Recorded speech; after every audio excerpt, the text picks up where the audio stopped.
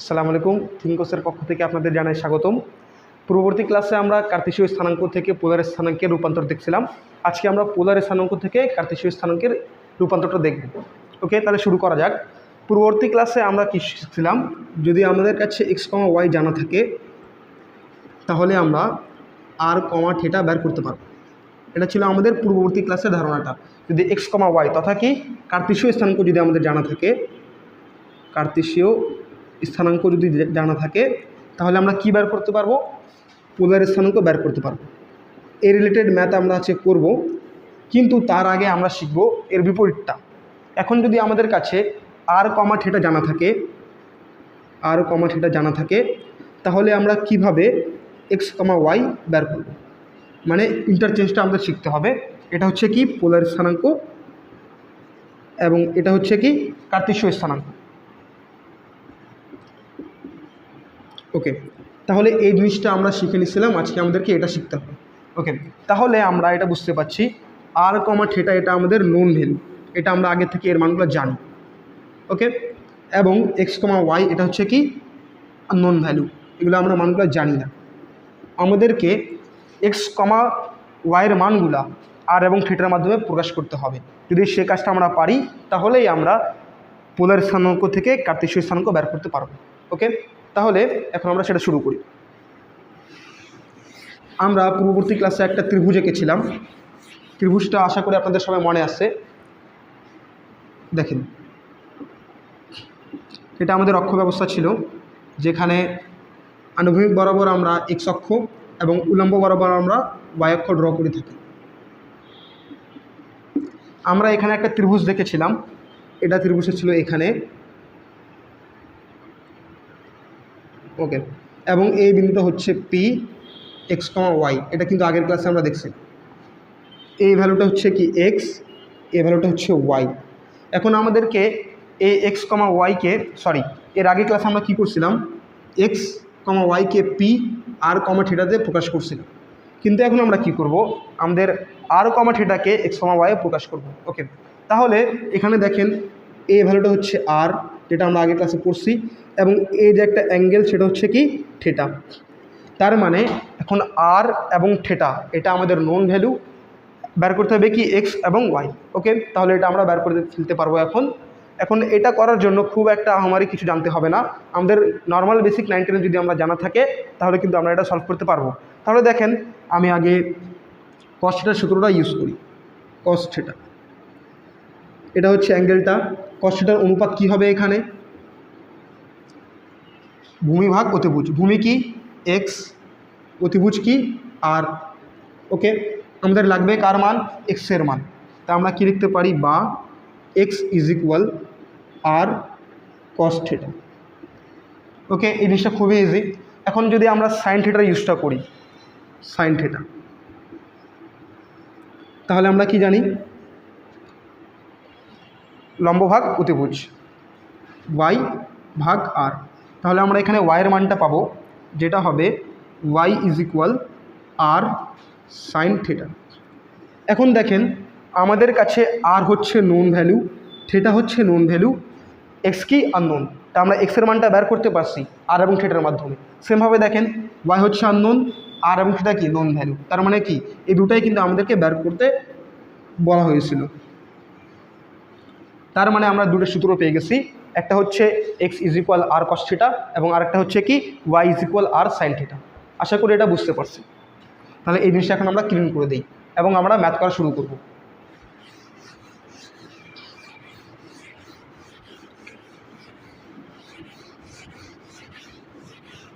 ওকে, তাহলে প্রথম ম্যাথ আমরা একটা করব কার্তেশীয় থেকে পোলার, তারপরে আমরা করব পোলার থেকে কার্তেশীয়, তারপরে আমরা সমীকরণ নিয়ে একটু ধারণা লাভ করব।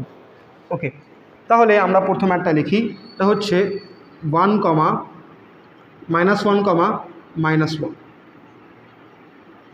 কে পোলার স্থানাঙ্কে প্রকাশ করো। পোলার স্থানাঙ্কে প্রকাশ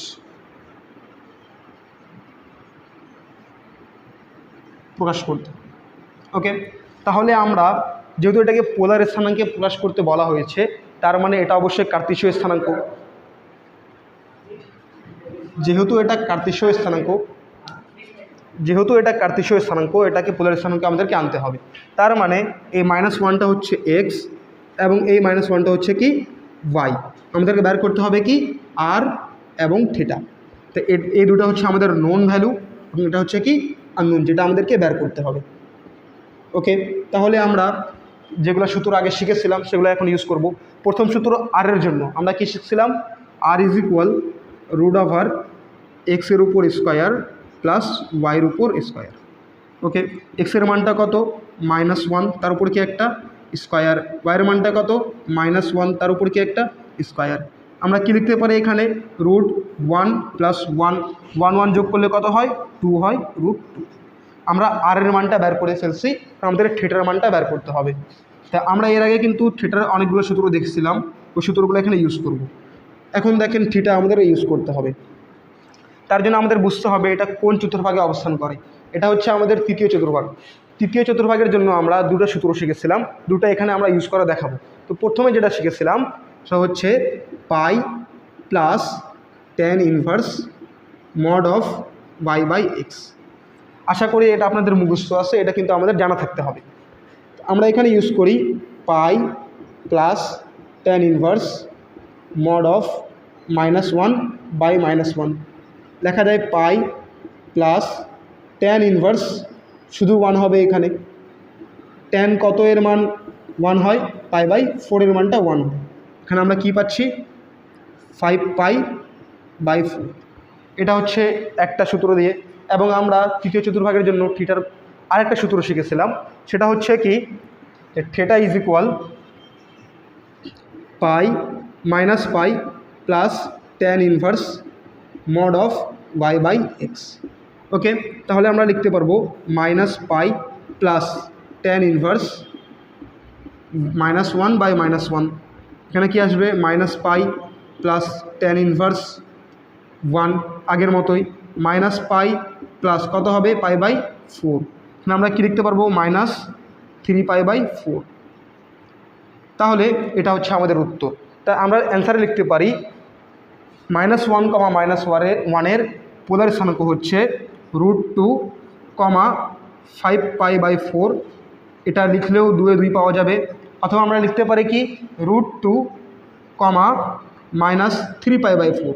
এটা লিখলেও আমাদের রাইট হবে। আশা করি এমনভাবে যদি কোনো অঙ্ক আসে তাহলে আপনারা পারবেন। এই ম্যাথ যদি আপনারা বুঝতে পারেন তাহলে সিকিউ এর ক নাম্বার একটা কমন পাওয়া যাবে, এমসিকিউ একটা কমন পাওয়া যাবে বোর্ডে, এবং অ্যাডমিশনে একটা কোশ্চেন পাওয়া যাবে। তার মানে এই টাইপের কোশ্চেন খুবই ইম্পর্টেন্ট। কোনোবার বা কোনো বোর্ডে এটা কিন্তু মিস যায় না, অবশ্যই এর রিলেটেড একটা না একটা ম্যাথ পাবেন। ওকে, তাহলে আমরা এখন এর বিপরীত ম্যাথটা করব।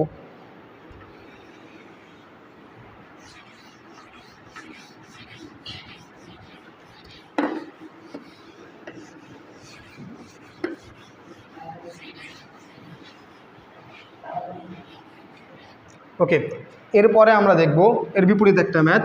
এটা হতে পারে 3π/2। ওকে, 3π/2কে বলা হচ্ছে কার্তেশীয় স্থানাঙ্কে প্রকাশ করো। কার্তেশীয় স্থানাঙ্কে প্রকাশ করো। ওকে, তাহলে এটা শুরু করি। এটা খুবই ইজি। একটু আগে আমরা দুটো সূত্র প্রতিপাদন করেছি।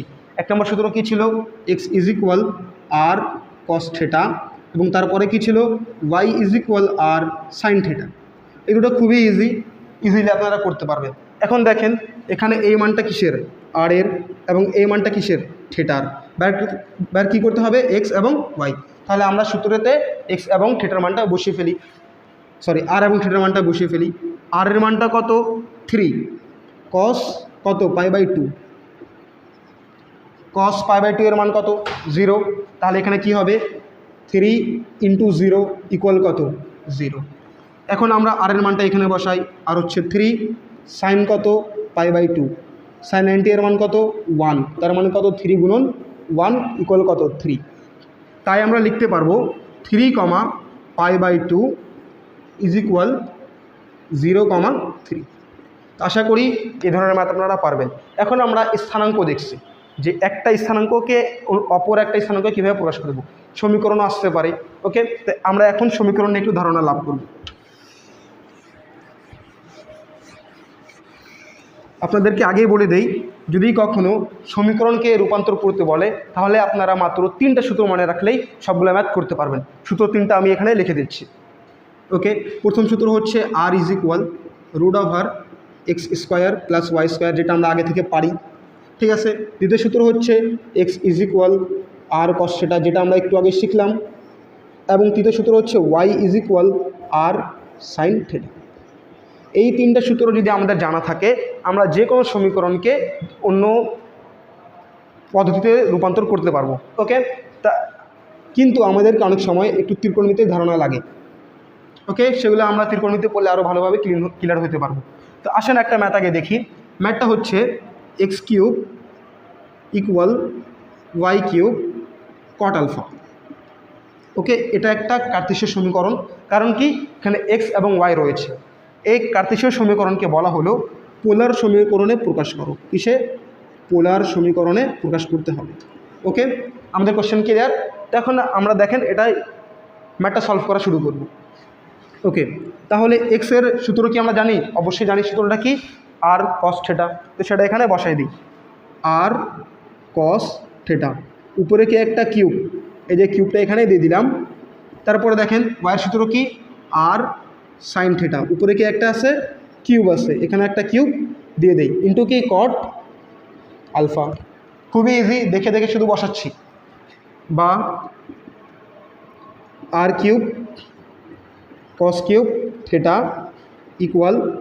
r³ sin³ θ into cot α। ওকে, তাহলে আমরা দেখেন r³ এবং r³ বাদ দিতে পারি। তাহলে আমরা কি লিখতে পারবো? cos³ θ = sin³ θ into cot α। এখানে r এর মানটা অবশ্যই ≠ 0। এটা কেন ≠ 0 সেটা আমি একটু পরে বুঝিয়ে দিচ্ছি। এখন দেখেন cos³ θ = sin³ θ = cot α। কী লেখা যায় এখানে? cot³ θ = কত? cot α। এটাই হচ্ছে নির্ণয়ের সমীকরণ। এখানে আমি একটা জিনিস বললাম যে r ≠ 0। এখন দেখেন যদি r এর মানটা কখনো 0 হয়, ইফ r = 0, আমরা কখনোই rকে কাটতে পারবো না। কারণ কি? 0/0 এটা হচ্ছে অনির্ণয় ভ্যালু, তাই অবশ্যই অবশ্যই অবশ্যই r এর মানটা 0 হওয়া যাবে না। ওকে, এখন দেখেন r যেহেতু 0 না, তাহলে r এর মানটা কী হতে পারে? এখানে প্রথমত r এখানে কি বুঝাচ্ছি? আর একটা মান, কিসের মান? আমরা যখন ত্রিভুজে গেছিলাম তখন কিন্তু r এর মান এটা ছিল। এখন এই মানটা কি কখনো 0 হতে পারে? এটা যদি 0 হয় তার মানে কি এখানেই, সেটা তো মূল বিন্দু হয়ে যাবে, ঠিক আছে। আর মূল বিন্দু যদি হয় তাহলে তো কোনো সমীকরণ গঠন করা হবে না, তাই এই মানটা কখনো 0 হওয়া সম্ভব না। তাই যদি এটা 0 না হয় আমরা ইজিলিভাবে rকে কাটতে পারি। ওকে, এই জিনিসটা ক্লিয়ার হয়ে গেছে। এখন আমরা বিপরীত আরেকটা ম্যাথ দেখব, যেখানে পোলার সমীকরণ থাকবে, সেটাকে কার্তেশীয় সমীকরণে আনতে হবে।